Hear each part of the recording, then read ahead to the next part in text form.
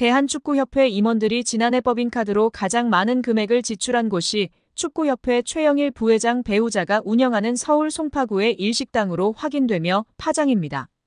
더불어민주당 강유정 의원실이 대한체육회 스포츠 지원 포털 시스템을 통해 확보한 2023년 축구협회 임원 14인의 법인카드 사용 내용을 분석한 결과 법인카드로 가장 큰 금액을 사용한 식당은 364만 5천 원이 결제된 서울 송파구의 S식당이었습니다.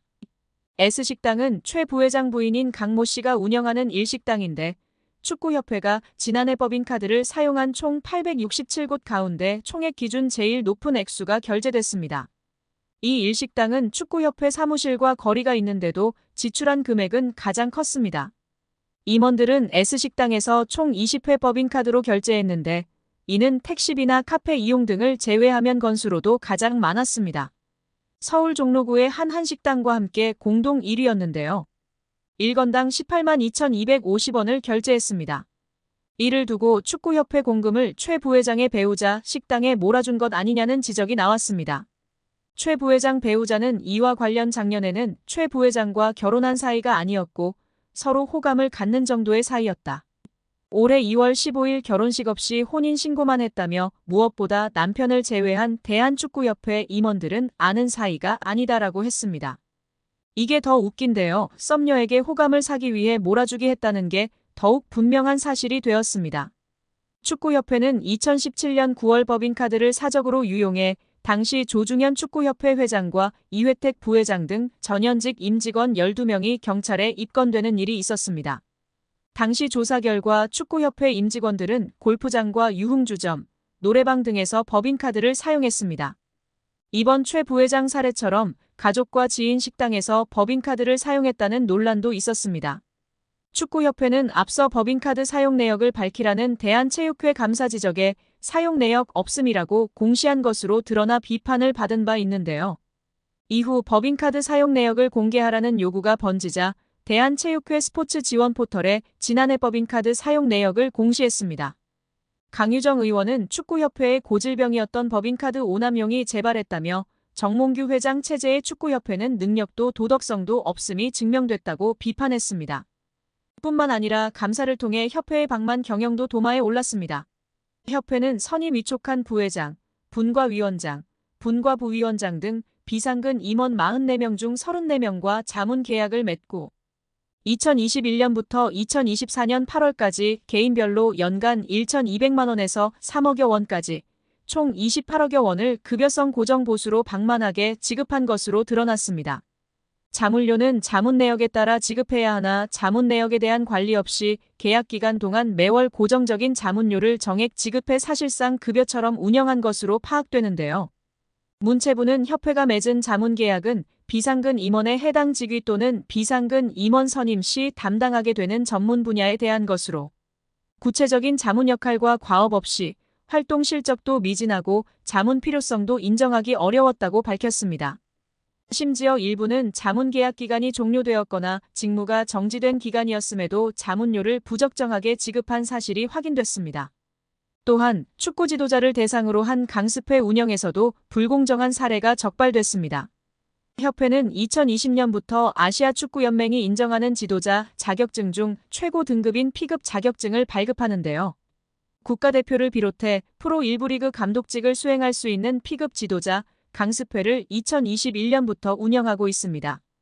문체부가 P급 자격증 발급의 공정성을 살펴본 결과 2022년 P급 강습회의 실기시험에서 70점 미만인 수강생 6명은 불합격 처리해야 함에도 합격으로 처리해 자격증을 발급한 것으로 파악했습니다. 지난해 P급 강습회에서는 결석률이 10%를 초과할 경우 재강습 기회를 부여할 수 없음에도 수강생 2명에게 재강습 기회를 부여했습니다. 올해 P급 강습회 입과자 선정 시 지도 경력 점수 산정 과정에서 A급 자격증 취득 후 18세 이상 전문 등록팀 경력만 배점에 적용하도록 하고 있는데 18세 미만의 전문 등록팀 경력도 적용하는 등 점수 오산정으로 합격자 3명이 뒤바뀌는 결과를 초래하기도 했습니다. 협회는 2022년 7월 P급 수강생 선정 세칙을 개정하면서 수강 신청 기본 요건 중 지도자 경력 조건과 결격 사유 결정 방식을 부당하게 변경한 것으로도 밝혀졌습니다.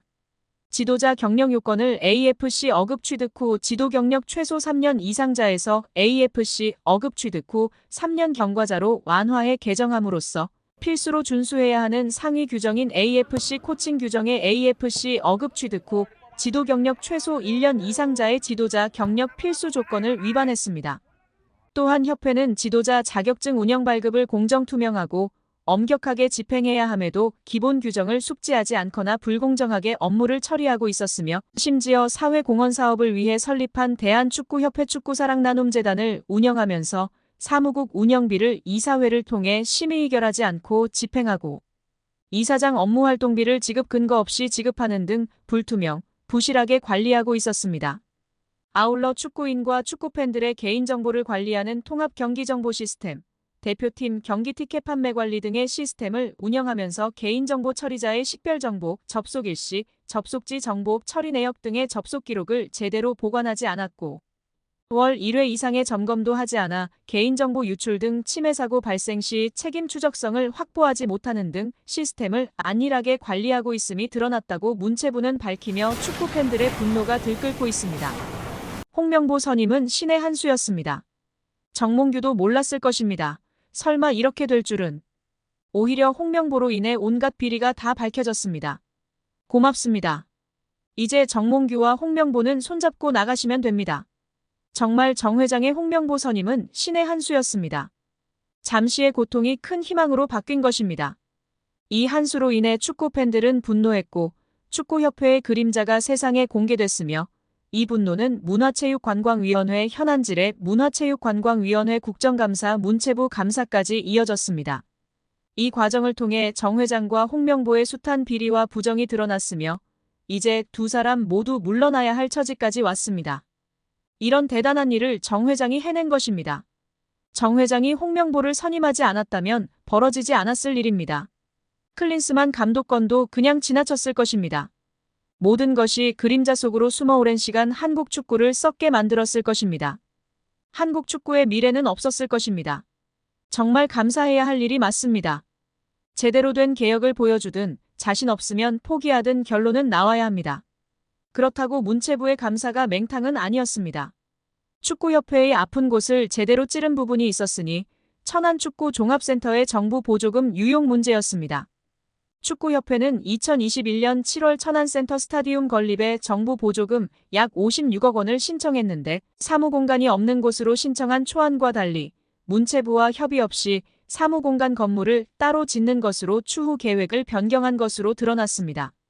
문체부는 축구협회가 굳고 보조금을 사실과 다르게 거짓으로 신청했다고 규정하고 보조금을 환수하는 것은 물론 보조금법에 따라 최대 5배의 과징금을 물릴 방침입니다. 이렇게 되면 축구협회는 최대 300억 원에 이르는 돈을 부담해야 하는 처지가 되는데 천안축구센터 건립을 위해 하나은행과 615억 원 한도의 대출 계약을 약정하는 등 이미 막대한 채무를 지고 있는 축구협회의 재정 상황에서 결코 가볍게 볼 일이 아닙니다. 정 회장이 남은 임기는 물론 사선 연임에 성공하더라도 큰 재정적 부담을 안은 채 축구협회를 운영해야 하는 상황에 몰리게 됩니다.